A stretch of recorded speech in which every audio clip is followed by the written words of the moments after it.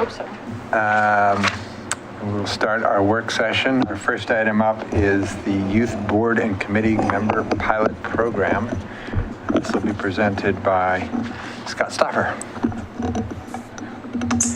Thank Thank you, Mr. Mayor. If it works for council, I'll sit here to give my presentation. Let me get our mic going. All right. Here today to provide an update. We are about a year and a half, 2 years into our board and committee's youth member pilot program. And so I'll go over a history of it a little bit and talk about how it's gone. And then we do kind of have a question for council about direction of the program. So as you may remember, back in 2018-19, there were discussions about council about how to engage the youth members of our community. And that for the purposes of this program, the way we ended up defining youth was anybody in the greater North Clackamas area between the ages of 15 and 18. And so we received direction in the fall of 18 to the fall of 19 to create a pilot program to place up to 2 youth members on 7 of our 12 standing committees. And so we recruited, we got a decent pool of applicants, and that fateful February of 2020, when we had a couple of massive in-person interviews. What was the other thing we were recruiting for at that time? I forget, but we were recruiting for youth, and then there was another one we were recruiting for too. And we got interviews in for the youth members, and then this thing called COVID hit.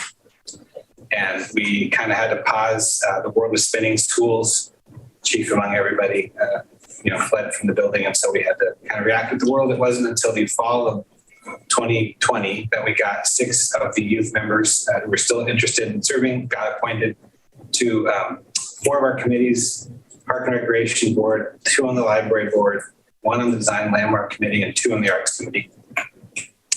And so over the course of basically 2021, the youth members began participating in their committee's work, and as outlined in the staff report, the success rate and the participation rate was varying. There were some bright spots, to be sure. There are members of our youth board and committee, youth positions on these committees who are very engaged to this day and continue to contribute. A couple of them did, and unfortunately for us, fortunately for them, they were accepted to colleges outside the state of Oregon, and so they left here to go to college and resign their position on the board and committees that they were serving on. So I would say, throughout this process, Ann and I and Amy, Ashley, and Brandon before, but now and then Nicole, we've continued to talk to our staff liaisons about how the program is going. And when the youth were a little more active as a group of them before some folks started resigning, we conducted regular check-ins with them. And as I said, while it worked for a couple of them, it just didn't seem to connect with some of the others, and there were some attendance issues. And through the course of the pandemic, there were also some questions about whether the committees had enough work. The DLC, for example, didn't meet that much. And when they did, it was Zoom. And so I feel like there may have been, and I think Brett would agree that was one that they didn't really get a good chance to connect with them. So I'd have to report at the end of the first year and a half, 2 years, it's been a middling success. Bright spots, yes. On a whole, we didn't engage like we wanted to when we set out before the world turned. But having said that, the world turned. The world is a very different place than it was when we were recruiting in the fall of 2019. And so we have paused to think that perhaps with the schools finishing a year in person, and then hopefully a somewhat normal summer, and we get back into it in the fall, perhaps there's a chance to reinvigorate the program. So the general staff recommendation and request for feedback from council on is let's maybe give it another year. See what a regular in-person school year looks like. Right away, we know of at least one in-person opportunity coming up in the next month at Milwaukie High School that which we hadn't even done in the fall of 19, which is actually be on campus at a school as invited by the school. So that's exciting. So that's an opportunity that we did not even have 2 years ago before the pandemic. So there's that to be thinking about. And the recommendation from staff based on the experiences of all 7 committees is maybe let's not do all 7 committees. Let's start with 4. We know that there's youth interest in arts, the library board, park and rec, and then in a different way, the equity steering committee. I'll touch on that in a minute. But the staff felt like the design landmarks work is so specific and needs to be turned around when they have projects, when they have input requests for specific development projects.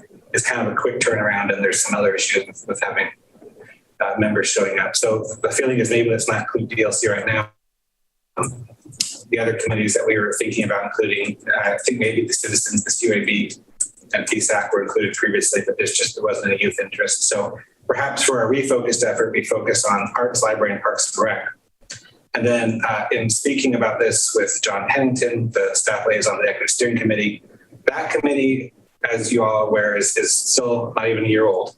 And they're still figuring out themselves how they want to function, how they want to operate. They're a little hesitant to bring someone in that might have a specific title of youth. They are definitely interested in recruiting people, members of our community who have that point of view.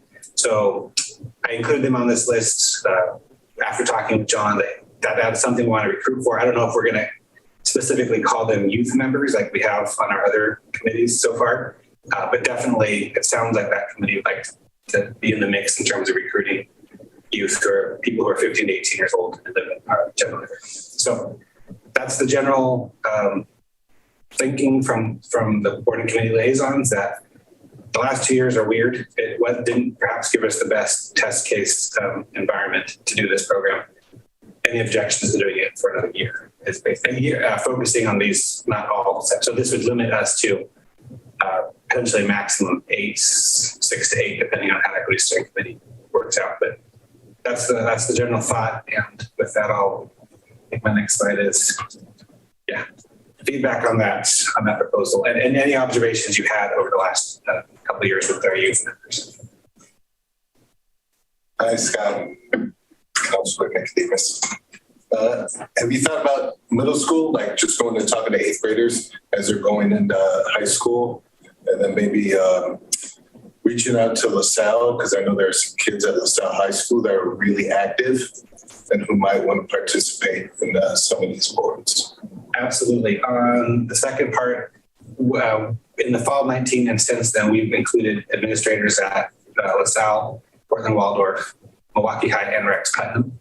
And we did try to reach out to Clackamas Middle College. I don't think we were very successful in making contact there, but absolutely. Anybody, any youth, and if they live in this area and go to Central Catholic or other schools outside this boundary, I think we're pretty open, but we will renew. And I know LaSalle's had some change in leadership in terms of the administrators we were talking to. So absolutely. On the middle school front, I'm not opposed to it. I do remember the last time we had a conversation, we were intentional about targeting or working with sophomores and up, because we felt like freshmen might not have had their sea legs, so to speak, in high school. But that to say, if we can figure out how to get to RAU, which we have had staff-to-staff contact with RAU in the past, and other middle schools, I don't see why not. But thank you, Scott. I think it's great. I mean, I think the focusing on board committees makes sense to me.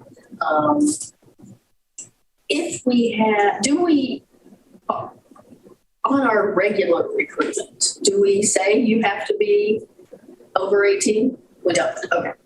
Because I could see like maybe there's some, kid out there who knows he's going to be an engineer and he wants to be the UAB, he's interested in, utility, who knows? I just want to make sure there was still some flexibility for those kids who might have a particular interest. Yeah. We don't ask for age, and actually the revamp of the board and committee application that we did and we brought to council earlier this year before we launched our annual recruitment campaign, the reboot of the application form removed any reference that we would even get to age, such as, are you a registered voter?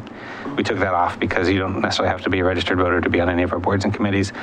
We do have to ask about, we ask for address, and that's how we establish residency, because as council knows, most of our committees, for most of the positions, there's a residency requirement, but we don't ask about age at all.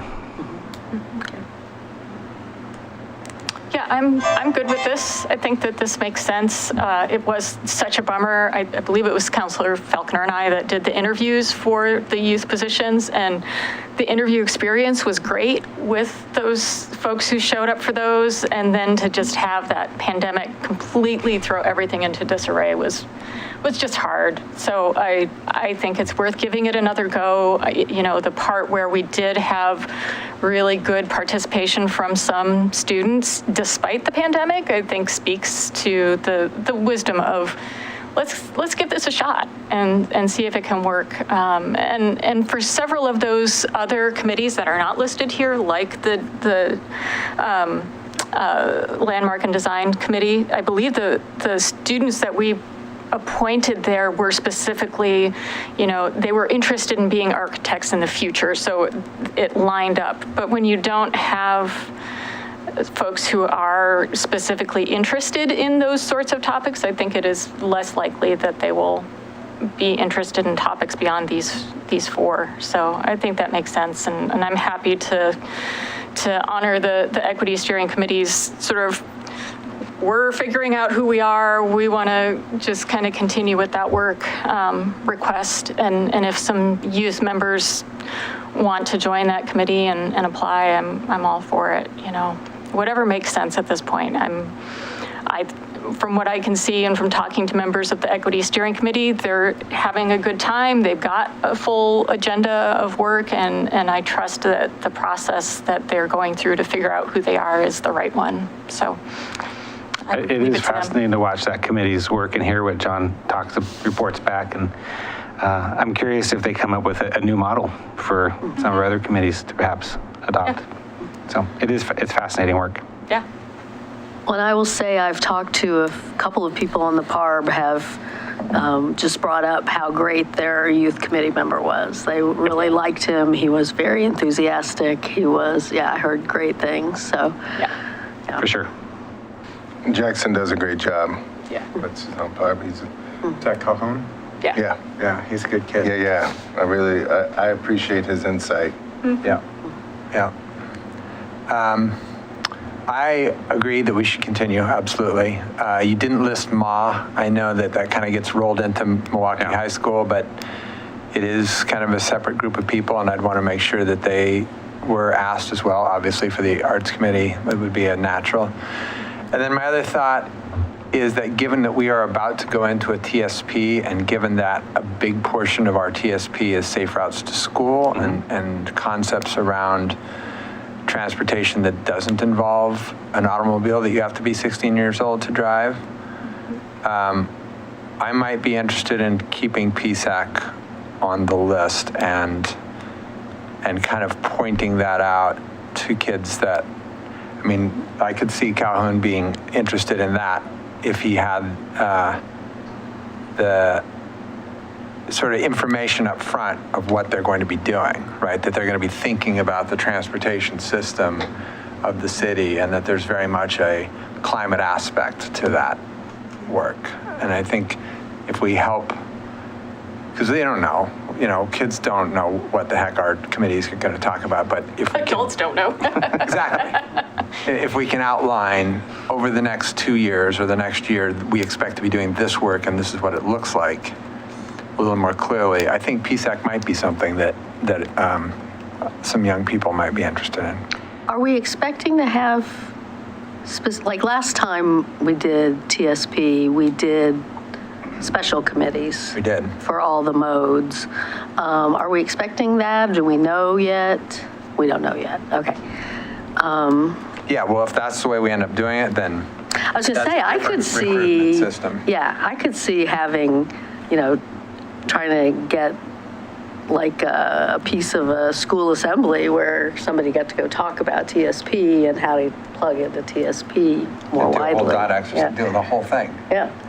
And I think our planning staff, not in any way to project on what they might do, but when they were running the community, the visioning, and some of the other processes related to the comp plan, I think, didn't they include youth members? Oh, we definitely had youth members on. So for sure, in that regard, I'm sure that planning staff will probably keep that in mind. And actually, PSAC, I don't know if it's still in its bylaws, but the Public Safety Advisory Committee was actually technically our original youth member program because they've had youth members on their committee before. Oh, really? Yeah.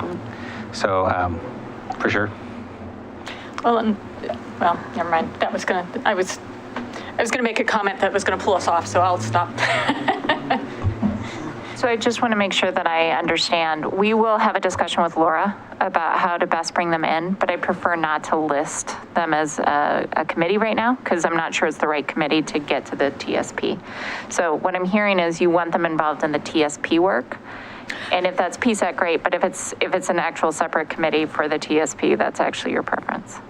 Well, okay, so I guess I'm not pulling us off topic, because what I was going to say is one of the things that I think we're learning around equity in general, and I think in some ways youth outreach and getting youth engagement is an equity issue, is that serving on committees is not the only tool to lift up voices, and it's sometimes really the inappropriate tool for best meeting people where they're at. So actually, the idea of an assembly where there's a dot exercise or something where staff goes to students to talk to them about the TSP may in fact be more salient to their lives and a better way to get good feedback than asking for youth membership on a committee that's dedicated to that.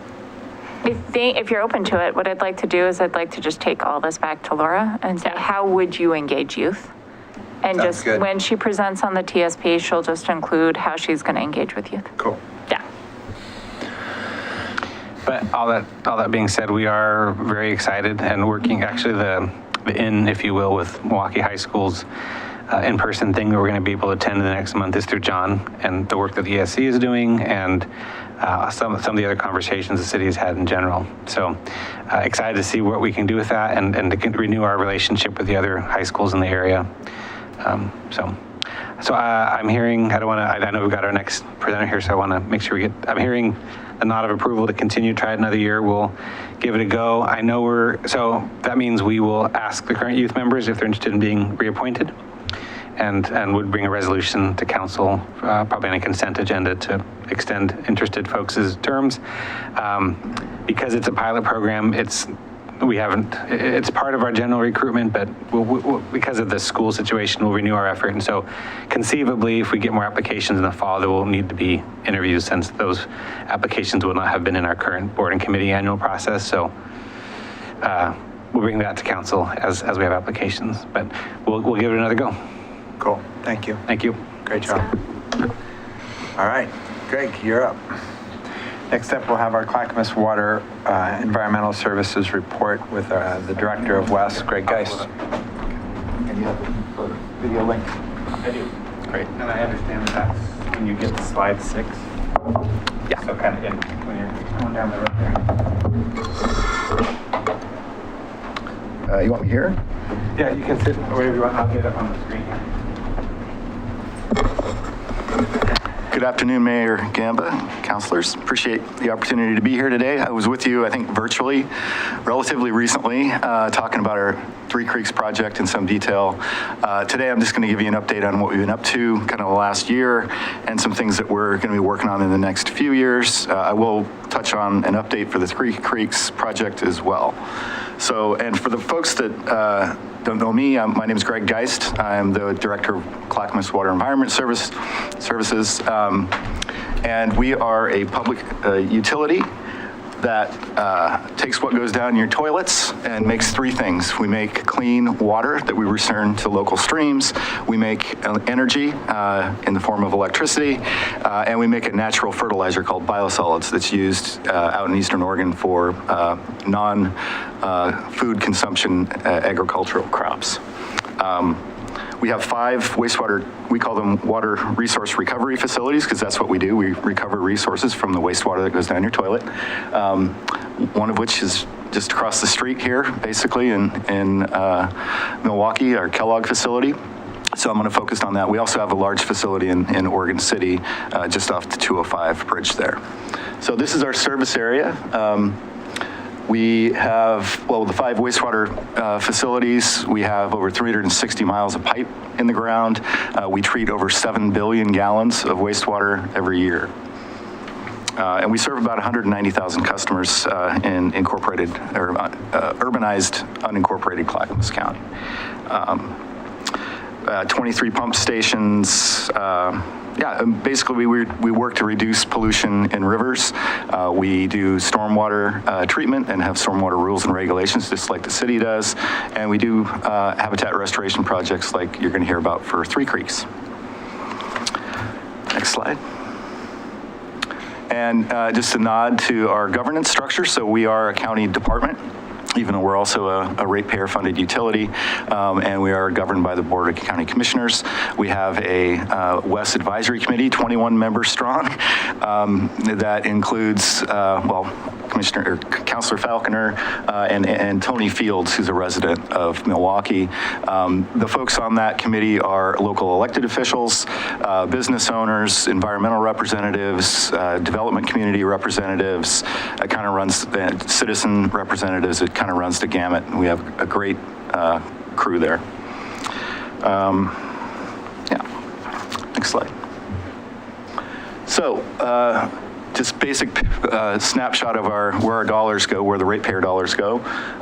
Like you would expect, 61% of every ratepayer dollar goes into operations. It takes a lot of people and energy and chemicals to treat the wastewater and equipment.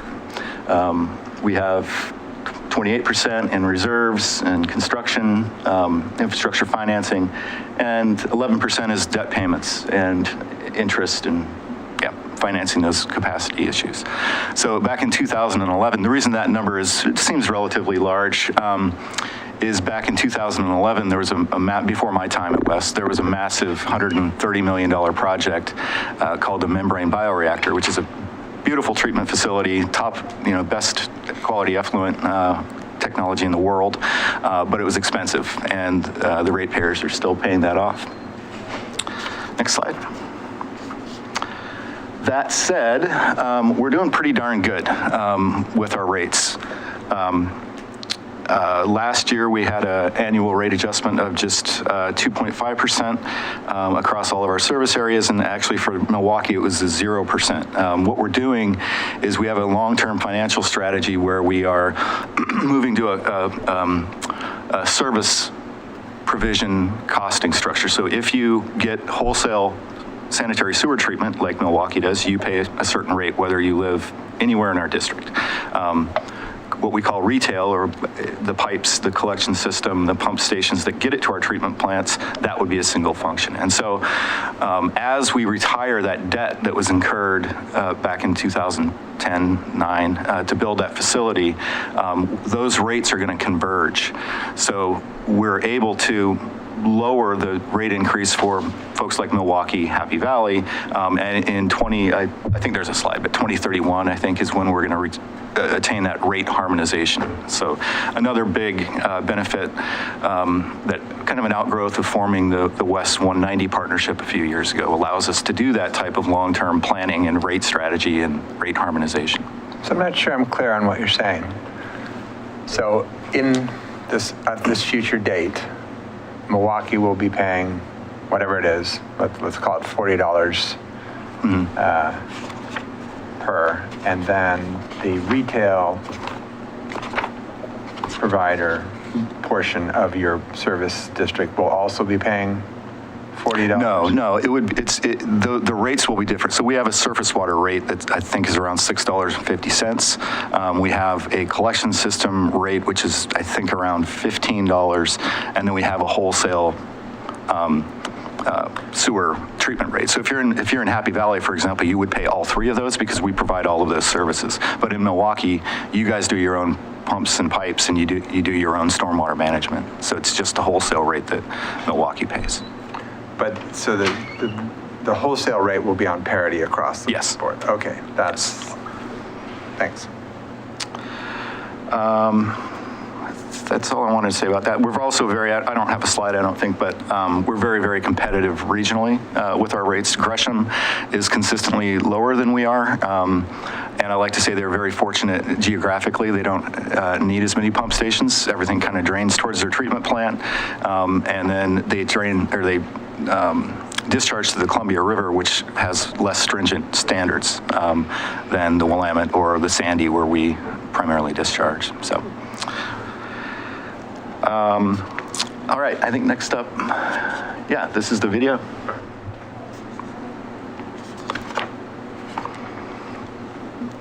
So we've come a long way at Kellogg since about 2017, and we're still going strong and will be for the foreseeable future. But I don't know if folks saw that facility before 2017 and look at it now. It's transformed. We're very, very proud of it. And you can tell the people that work there are proud too. So I'm going to play it. I'm not entirely sure I know where the sound will come from, so give me a minute. Voice of God.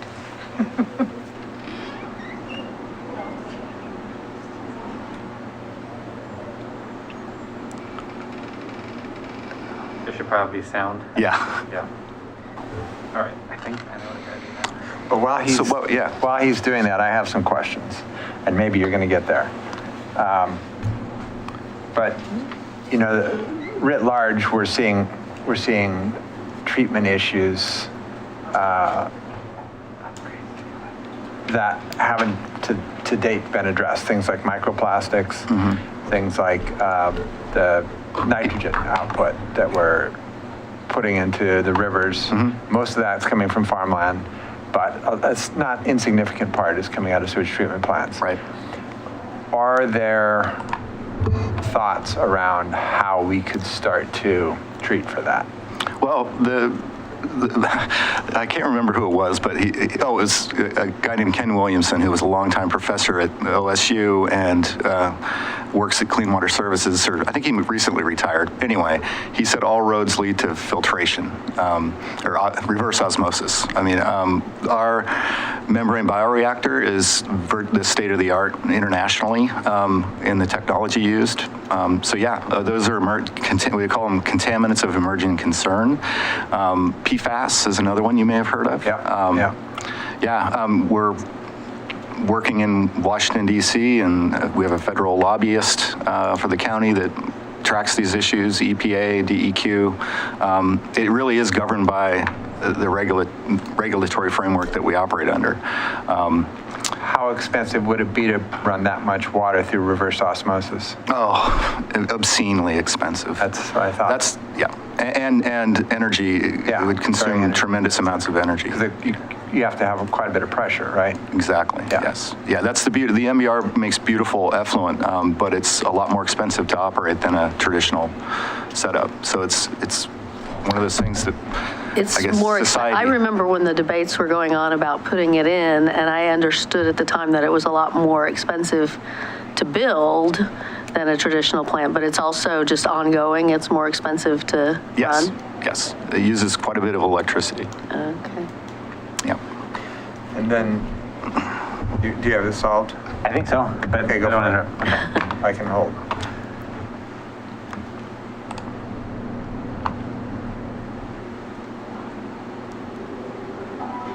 There we go. Whoa. Very I got an idea. 1960 science fiction. In sound from far out. There we go. And so West didn't want to make it You can't hear it in there. a plant that might be demolished. So the plant went really beyond what it should have without having rehab work and just maintenance work done on it. Just like maintaining your house, if you don't take care of things, the problems get more expensive. So we upgraded and took care of things that needed maintenance throughout the plant. And we also, where we replaced equipment, we put in more modern, more energy efficient equipment. They're a lot more reliable than the old equipment that was here. A lot less wear and tear. That means that we don't have to fix them as often. So we're freed up to do other things around the plant instead of working on old, broken equipment.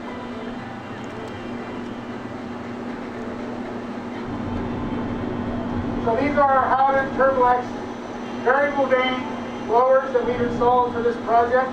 These days give us a lot more flexibility and control and reliability in performing the aeration of the process. They have been a dramatic improvement. They're much more stable and efficient than a previous installation. One of the major projects related to the aeration basins was the addition of RAS piping, or return activated sludge piping, from inside the blower building around all that electrical equipment that brought that material to the exterior and dispersed it across the aeration basins, eliminating electrical hazard risk in the lower building. We also added new flow metering, new valve control that helped stabilize and balance the flow between all 4 aeration basins.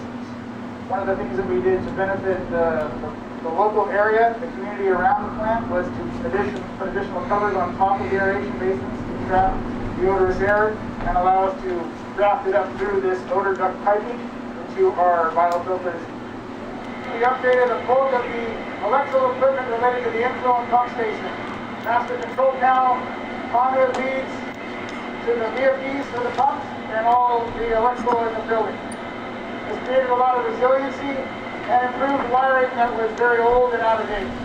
We were able to divide the dry well connection to the wet well, which improved odorous gases, operator safety, and provided an access point exterior to the building to reach the wet well to do cleanings and service work. So this is part of the Kellogg project. It was the addition of a dispatchable standby generator. We have redundancy and backup power in the treatment plant itself, but also a backup to the community grid, which allows them to automatically shift power to the grid if we have high demand scenarios and keep the grid from failing. It also, with this addition, was a switchgear that allowed us to diversify the power throughout more aspects of the plant and put us in a situation where we have more of the plant on backup power, so when we do have power failures, we have more resiliency and more processes staying online. We upgraded both the electrical systems in this pump station and the pumps themselves for both efficiency and resiliency. This process was also tied into the electrical grid as part of the DSG or dispatchable generator upgrade. So this was one of the processes previously not on backup power. It is now on backup power and it's full function when it is under backup power. What we have here as part of the Kellogg project is the addition of the flow management system, which just allows us to retain some hydraulic capacity that we had lost in the plant some years ago. This system allows under storm conditions, high flow, high hydraulic conditions, to peel off some of the flow from primary clarifiers, divert directly to disinfection, and it also helps retain some of our biological process in the aeration basins during these high flow, heat wet weather events. This is our W3 or reclaim pump station project that is improving upon our pump station that displays wash water, reuse water all across the plant. It's going to provide both disinfection and consistent pressure and reliable backup to a system that has not had that historically. What we put in are more energy efficient blowers. We've also put in more energy efficient water pumps. We've put in a more energy efficient standby generator too. So all this will save the great more money in the end. We're going to be upgrading our disinfection system, either replacing UV or adding chlorination for all of our disinfection. We're going to be doing a major remodel on the admin building and working with our neighbors on what that should look like and what it should include. We're also going to upgrade our solids treatment part of the plant. Right now, we haul solids to Tri-Cities for treatment. With treatment here, we'll greatly reduce the number of trucks in and out of the Kellogg facility. We work with the neighbors throughout this project, notifying them of when there were going to be shutdowns and when there might be more odors and when there might be more noise. And the resulting work leaves us with a better treatment facility. We're just fixed up our house. We're a better neighbor. I've worked here for 25 years, 27 years. And I feel part of this community. I know my neighbors, they know me, and I just look forward to being a great steward of this facility, working many more years here, being part of this community. We're pretty much the last line of defense for the river when you take all the wastewater from everyone in our district. This place is important because without it, you couldn't boat, you couldn't swim, you really couldn't do anything connected to the water around here. All right, thank you for that. In addition, Lynn mentioned near the end there about the solids project, and I just wanted to let you know, we just finished a solids handling project at our Tri-City facility in Oregon City. And part of that was installing a generator and gas scrubbing system and a larger generator. So we're making about half of the power that we consume there. The facility was a mirror essentially of the solids handling that we currently have at Kellogg, minus the making of the biosolids.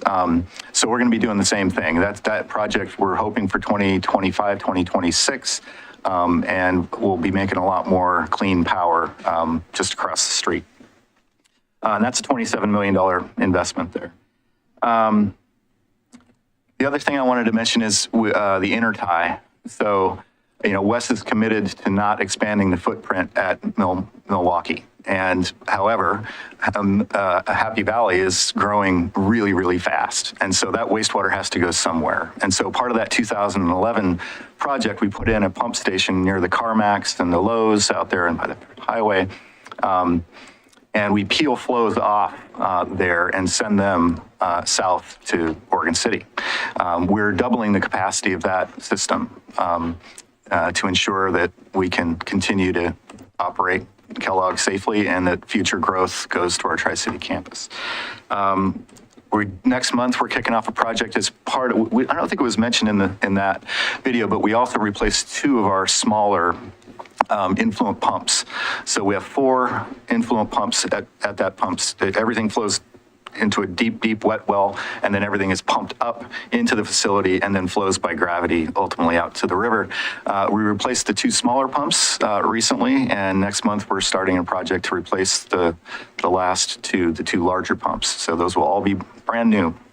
We're excited about that. That's about a $1.5 million project. That's pumps that are pumping into the under the bottom of the river? No, the pipes lead to our facility and they're deep by the time they get there. And we have what we call a wet well where they all spill into. And then we need to pump that wastewater up into the facility where then it flows out to the river. Got it. You can advance. And I saw. Okay. Just a couple other quick things. We're doing a lot more work on the aeration basin, the area that you see that's kind of roiling all the time. That's about a $3 to $5 million project, and that's to reduce efficiency and power use, partly, and also just to refurbish what we haven't already refurbished.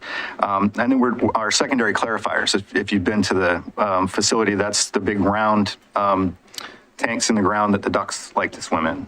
We're spending a couple million on those, replacing the drives and replacing, fixing concrete that's just old. The facility was built in 1974, so it's time to do that type of thing. So virtually nothing will go untouched in this series of projects.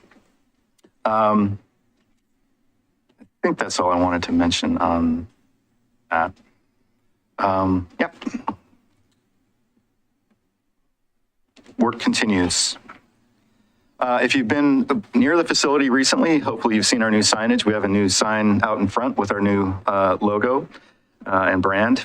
And so one of the things that we heard from, we're always listening to the community, and we have this thing called the West Exchange where we've gone out in the community to test their values and get their input on the strategic direction and the future of Wes and what they value. And one of the things that we got is they wanted us to be funnier. It's, poop jokes are welcome, apparently.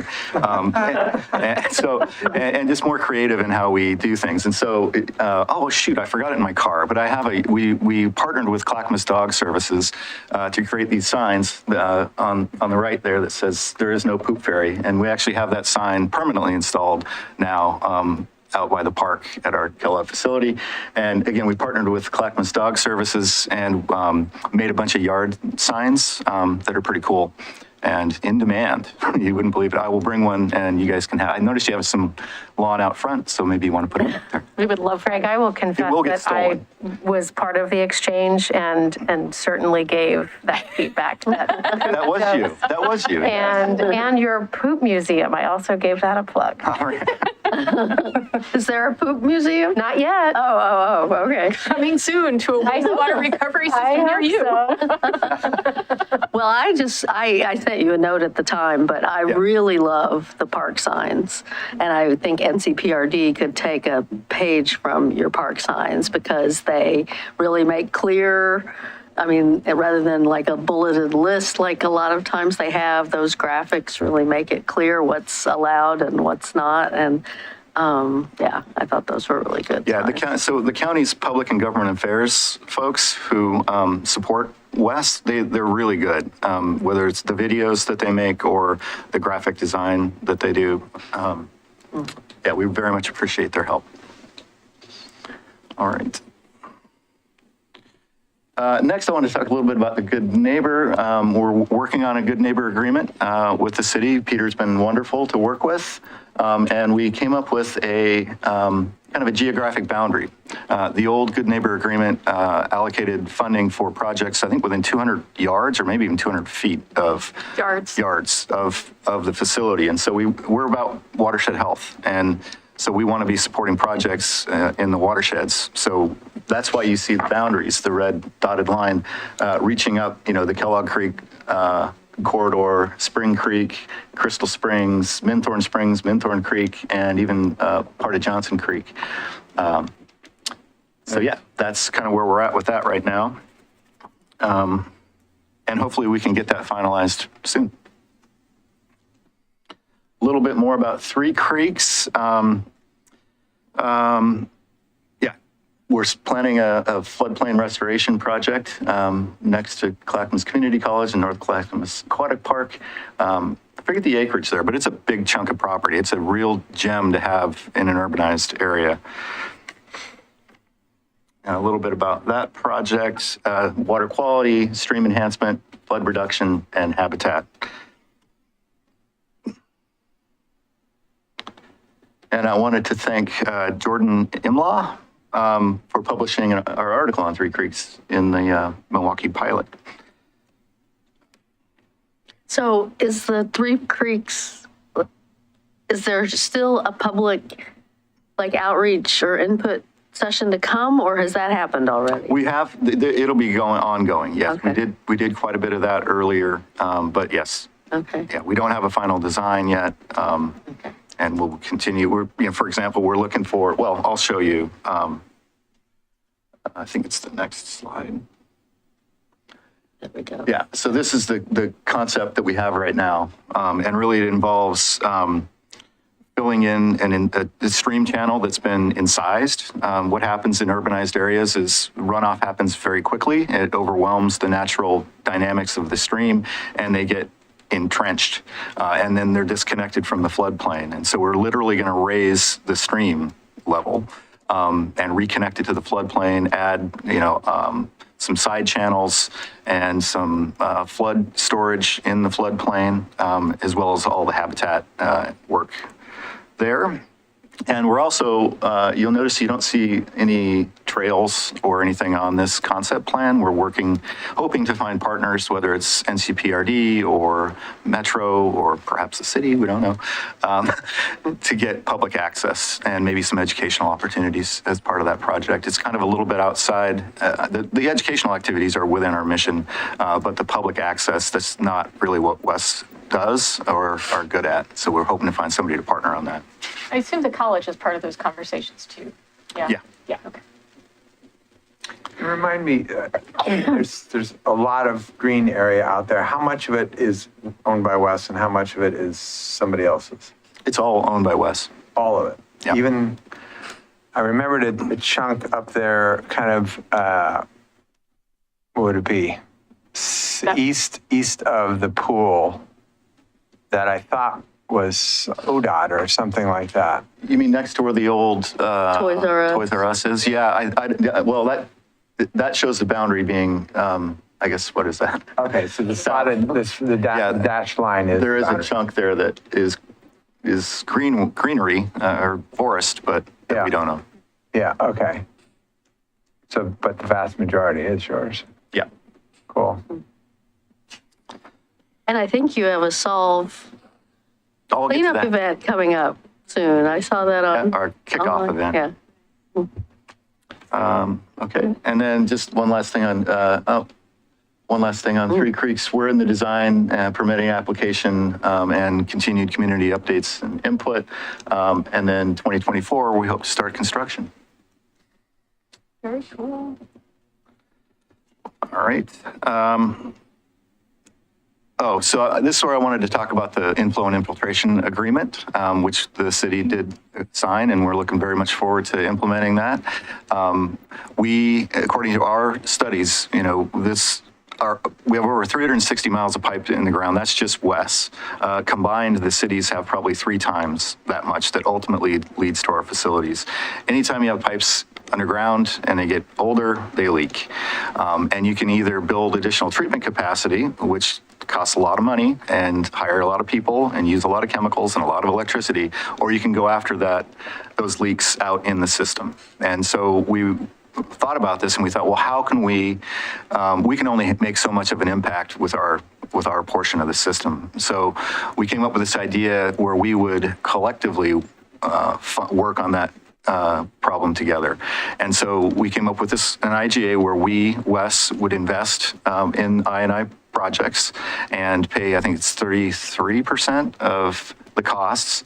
And collectively, according to our work, that would save us over $100 million over 20 years. Not only is it just the right thing to do, but it's going to save a whole pile of money. And we've got everybody, Westland is still yet to sign, but I think hopefully they'll sign soon. And we've already approved funding for projects in Oregon City and Gladstone to the tune of almost $5 million. So, yeah.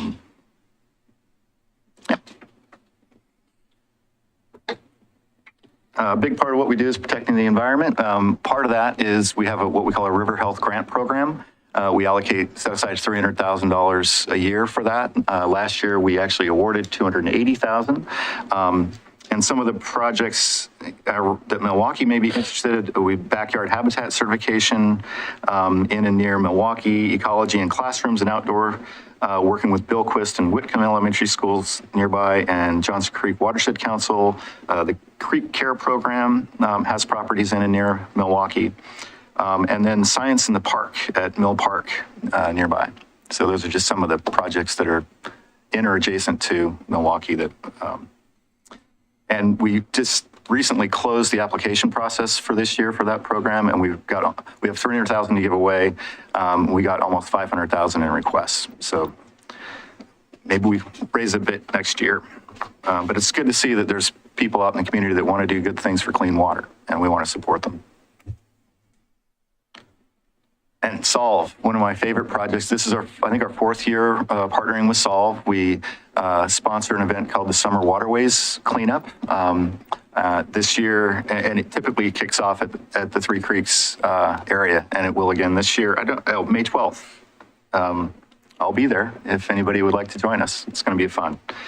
We've had 470-ish volunteers and picked up thousands of pounds of trash that likely could wind up in local waterways otherwise. So the partnership with Solve has been ongoing and really positive.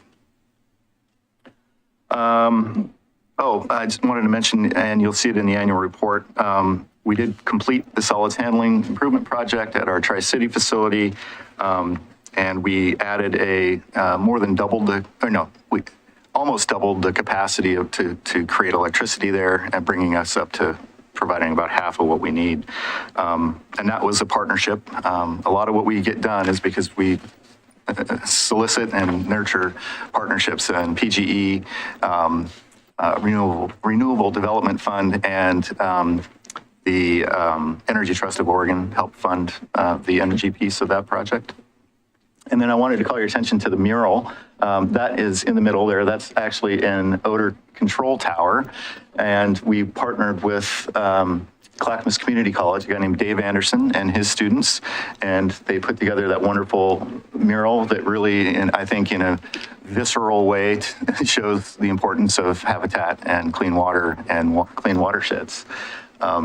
We haven't started bringing school kids back to the facility yet, but I think this is going to be a big hit when we do. And in a typical year, we bring hundreds and hundreds of kids through our facility. So, what time does the Solve event start? I'll get back to you. I don't know for sure. So I want to be able to announce that during our announcements tonight. Yeah. But if we They're usually 9 to 12, but I don't know. Yeah, it's on my phone. I can let you know. Okay, before you leave, can you? Sure. Thanks.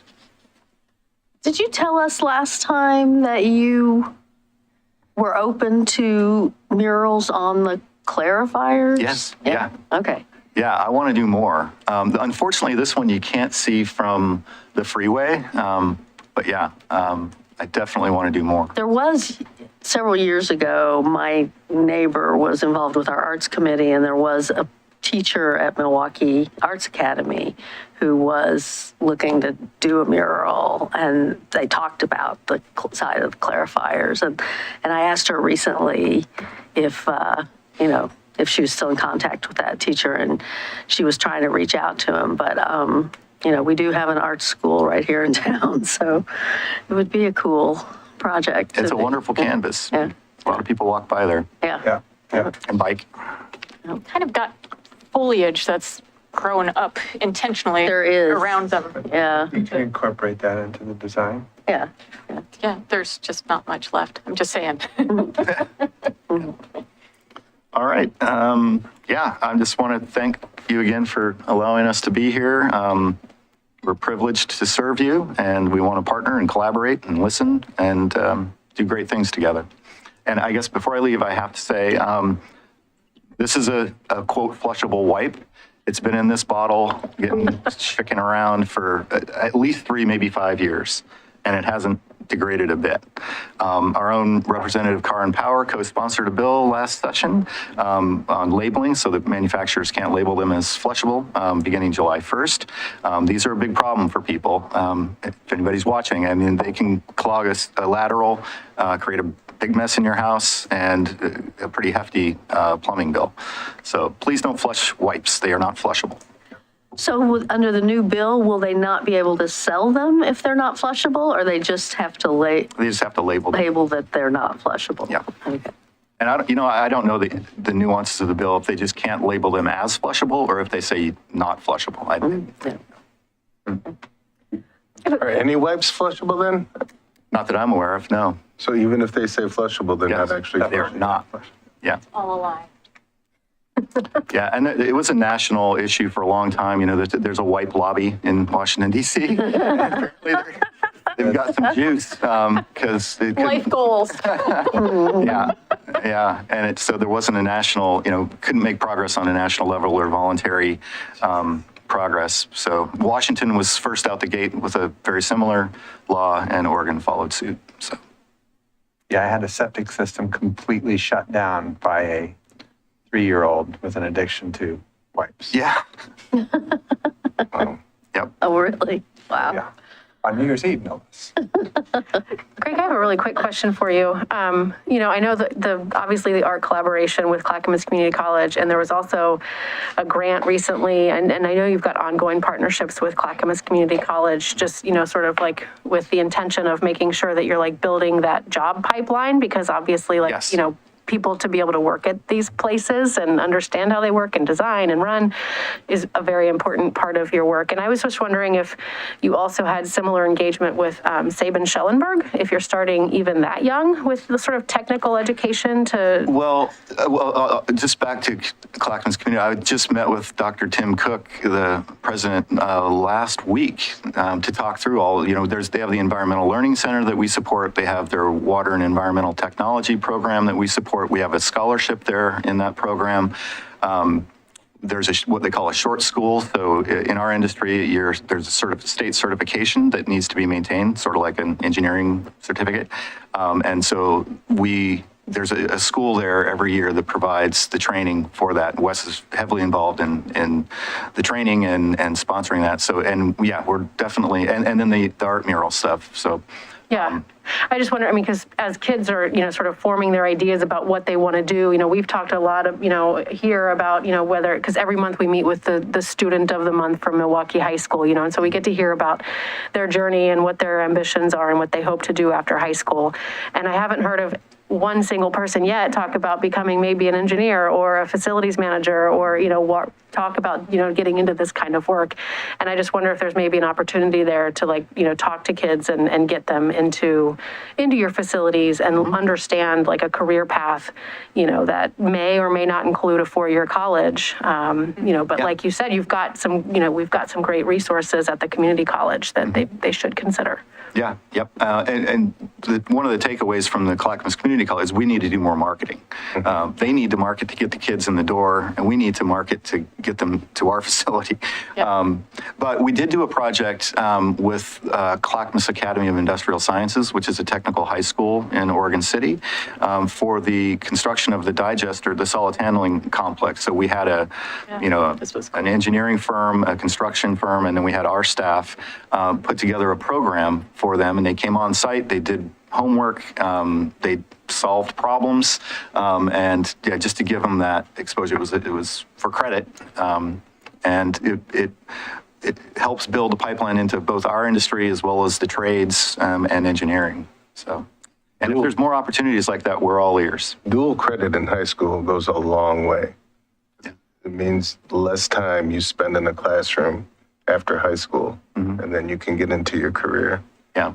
And getting them on site is important too, and seeing the work and the workers, and Well, and you've got such good spokespeople at the Kellogg plant in particular. You talk to Perry or Josh or Greg, all three of them are eloquent and enthusiastic and very good at connecting how their day-to-day job matters in the world. So they're really good ambassadors for this kind of work. The passion and the dedication of our staff, I mean, we're so lucky because, we have mechanics, we have accountants, we have, it runs the gamut. But we get people that are passionate about the work because of what we do and clean water. And we get really good people because of that. I've literally heard a mechanic say, I'm here because I believe in the mission. That's great. And we got him from the private sector.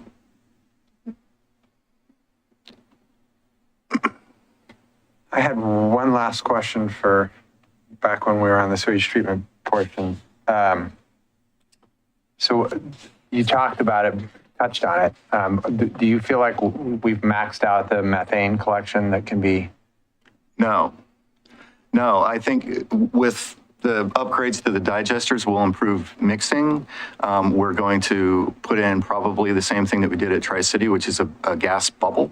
Right now, you can run the engine. There's a very narrow window when it's optimized to run the engine. By putting a wide spot in the road, so to speak, we can get much longer run times out of the engine, and the mixing and that new equipment will make it more efficiently produce gas.